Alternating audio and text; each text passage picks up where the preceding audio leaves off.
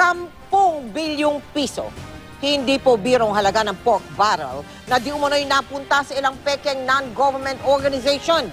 Sa pananaliksik ng GMA News Research, inalam namin ano kaya ang katumbas ng pagkalaki-laking halagang ito kung ang 10 bilyong pisong pondong ito ay pinambili halimbawa po ng bigas. Mahigit 6 na milyong sako ng bigas ang napunta sana sa mga kababayan nating nagugutom, lalo na sa mga panahon ngayon. Nabawasan din sana ang mga naghihirap na pamilyang Pinoy kung naibigay lang sana ang pondo sa mga mahihirap. Mahigit 100,000 pamilya sana ang nakatanggap ng mahigit 70,000 piso. Dapat na o sapat na para hindi sila magdildil ng asin sa loob ng isang taon. Kung napunta naman ang pondo sa sektor ng edukasyon, mahigit 16,000 silid-aralan sana ang naipatayo sa iba't ibang lugar sa bansa.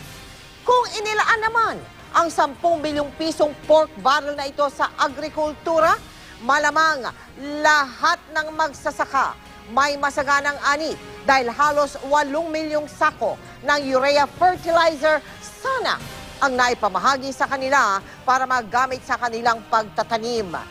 Napakarami sanang nakinabang at napakarami ring pangangailangan na natugunan. Subalit ang lahat ng ito ay puro sana.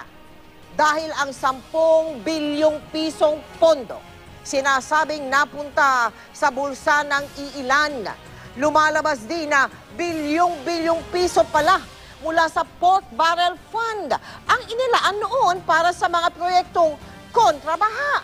At ngayong binabaha ang ilang lugar sa Metro Manila at mga karatig probinsya, ang tanong tuloy, nagamit ba ng tama ang naturang pondo?